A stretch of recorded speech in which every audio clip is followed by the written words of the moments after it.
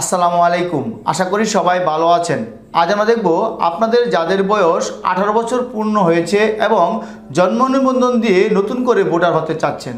আজকের ভিডিওতে আমরা দেখব নতুন করে ভোটার হওয়ার জন্য আপনার কোন কোন কাগজপত্রের প্রয়োজন হয় এবং নির্বাচন অফিসে কোন কোন কাগজপত্র জমা দিতে হয়। চলুন ভিডিওটি শুরু করি।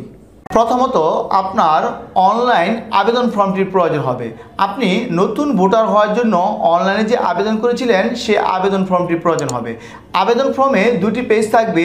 দ্বিতীয় পেজে শনাক্তকারীর স্বাক্ষর নিতে হবে এবং গার্ডিয়ানের স্বাক্ষর নিতে হবে। এরপর আপনার প্রয়োজন হবে একটি প্রত্যয়নপত্র। আপনার ইউনিয়ন পরিষদ, পৌরসভা, সিটি কর্পোরেশন থেকে নতুন ভোটার হওয়ার জন্য আপনাকে একটি প্রত্যয়নপত্র নিতে হবে। এরপর আপনার প্রয়োজন হবে একটি নাগরিকত্ব সনদ। তারপর প্রয়োজন হবে আপনার একটি জন্ম নিবন্ধন সনদ।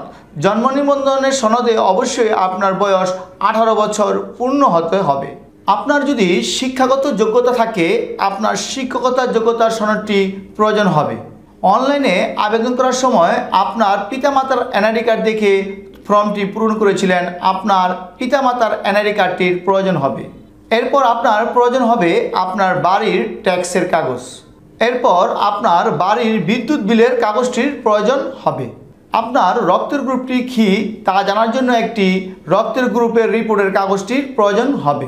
এরপর আপনি যদি বিবাহিত হয়ে থাকেন আপনার স্ত্রীর এনআইডি কার্ডের একটি ফটোকপি প্রয়োজন হবে। আপনার ভাই অথবা বোনের এনআইডি কার্ডটির প্রয়োজন হবে।